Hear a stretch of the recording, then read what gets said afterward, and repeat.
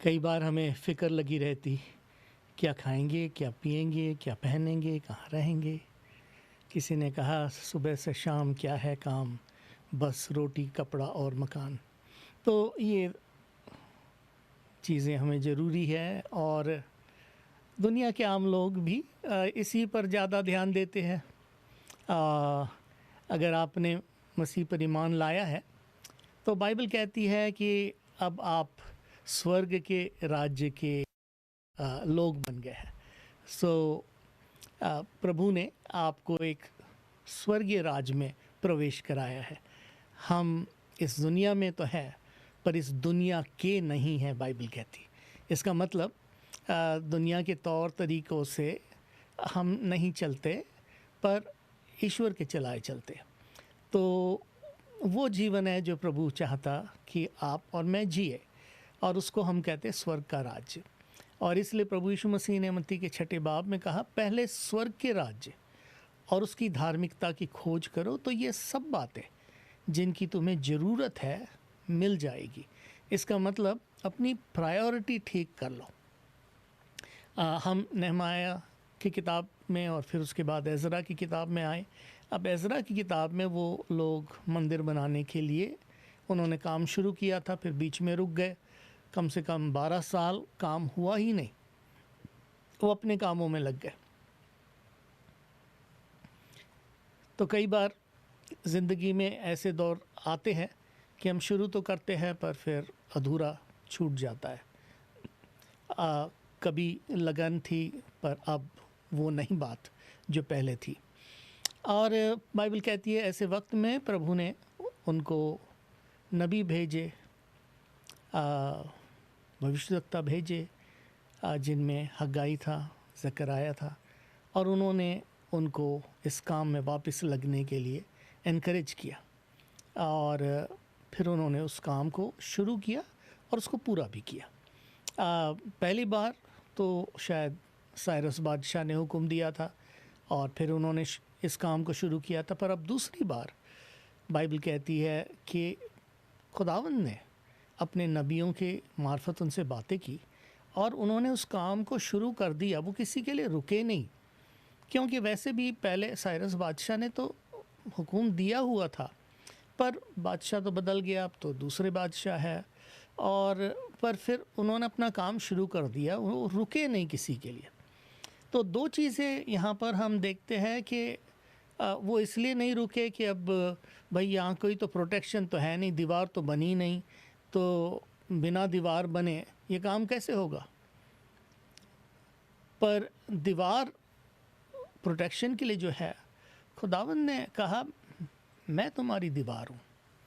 और कई बार खुदा हमारे अंदर काम शुरू करता, इसके लिए हमें रुकने की ज़रूरत नहीं कि बाहरी बाकी सब बातें ठीक हो जाए। कई बार हम इस लॉजिक को यूज़ करते हैं कि मेरा ये बन जाए ना तो फिर मैं ये करूँगा। मैं खुदा के लिए कुछ करना मांगता हूँ पर मैं रुका हूँ, पहले ये हो जाए, पहले ये हो जाए।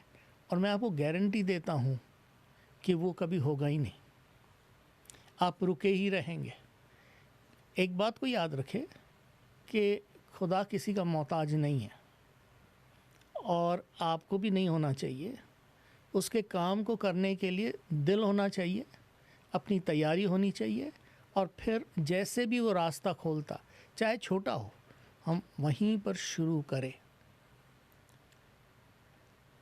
दूसरी चीज़, वो किसी के आदेश के लिए अब रुके नहीं थे। और जब लोगों ने उनको पूछने लगे कि भाई ये तुम किसके हुक्म से कर रहे हो, तो उन्होंने कुछ बातें कही जो मैं आपके सामने रखना चाहता हूँ। पहली चीज़ उन्होंने कहा कि हम आसमान के खुदा के लोग हैं। पहले उन्होंने एक्नॉलेज किया कि हम कौन हैं और हमारा रिश्ता किसके साथ है।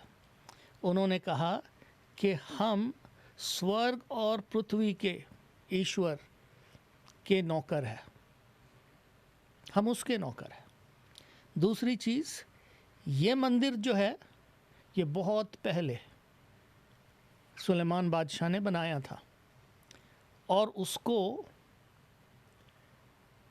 जो बेबीलोन का राजा था, बाबेल का राजा जो था नेबुकदनेस्सर, उसने उसको तोड़ा तो याद रखें कि फ़ारस के लोग अब इस बाबेल के लोगों से बिल्कुल घृणा करते थे, क्योंकि उनको तो उन्होंने हराया था ना, और अब ये फ़ारस की बादशाह थी।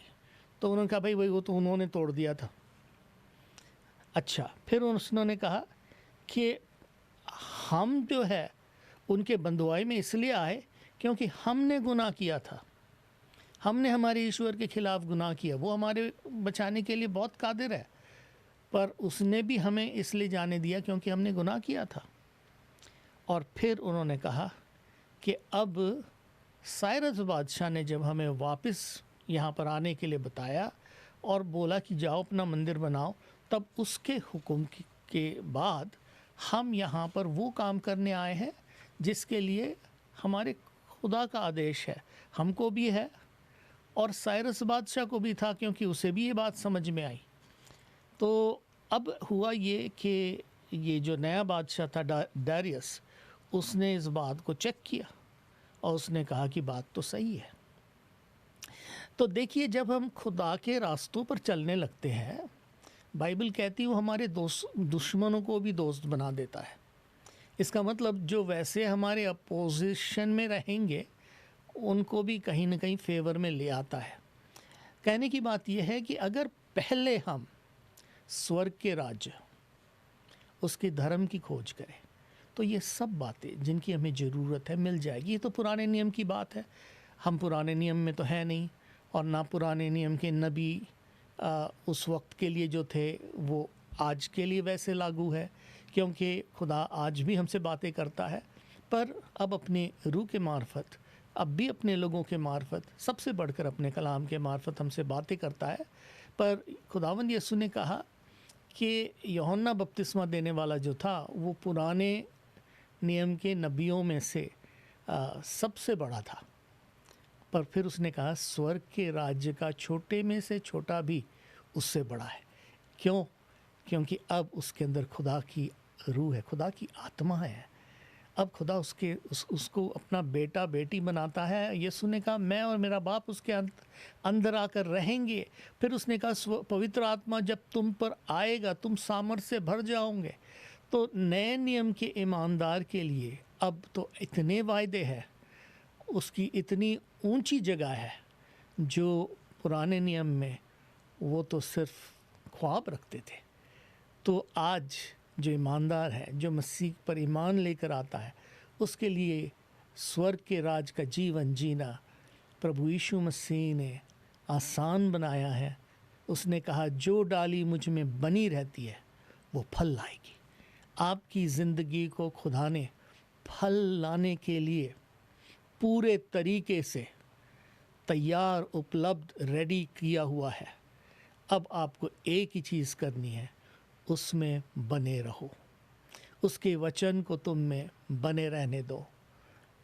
अगर खुदा ने आपसे बातें की है, खुदा ने आपको तैयार किया है, खुदा ने आपके जीवन में एक बुलाहट दी है, उसको ना भूलें।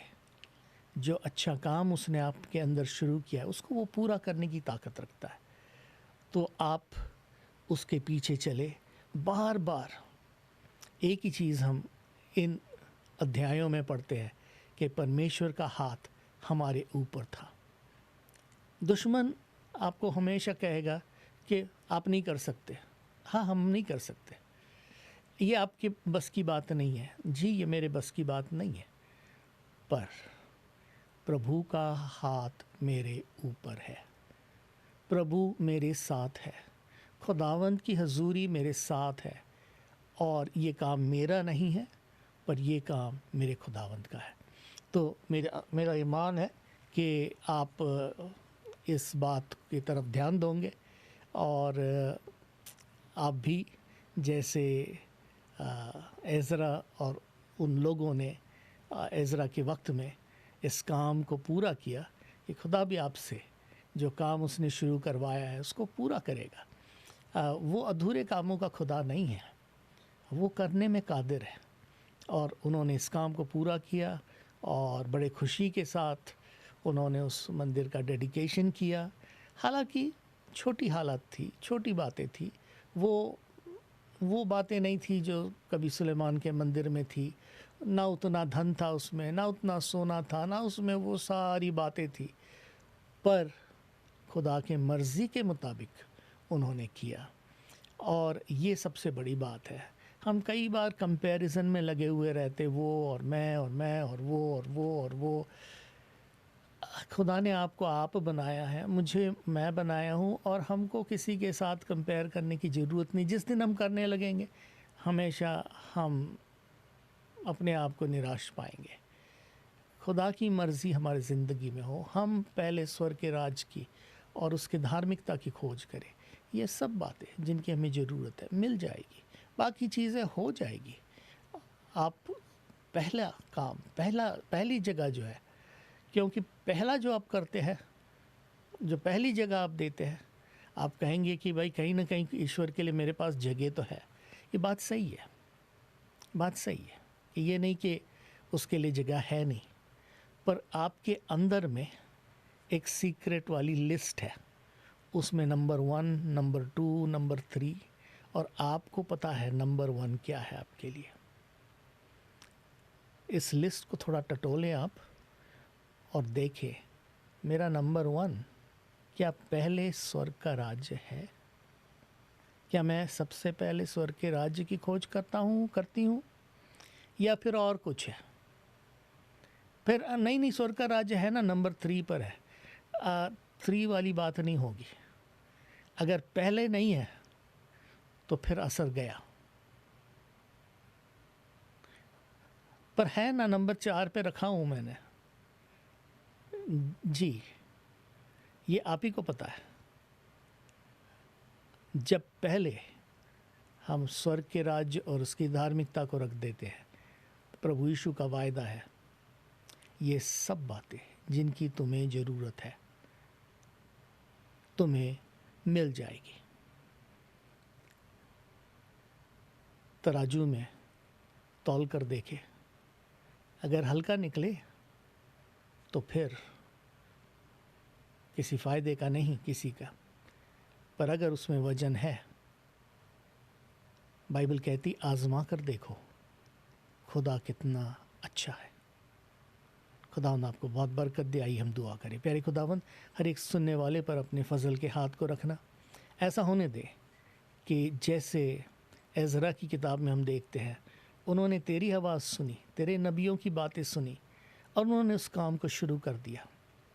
राजा तो बाद में साथ हो गया, बाद में उसने भी एक हुक्म ज़ाहिर कर दिया, मदद भी ज़ाहिर कर दी, पर जब उन्होंने शुरू किया तब किसी के लिए रुके नहीं थे। उन्होंने अच्छे काम को शुरू कर दिया।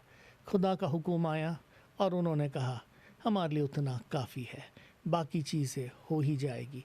प्यारे खुदावंद, हम भी जानते हैं हमारी ज़िंदगियों में भी तेरा जब हुक्म हो जाता है, हमें पता है तेरी मर्ज़ी क्या है, हम कहीं न कहीं किसी न किसी तरह उसे शुरू करते हैं।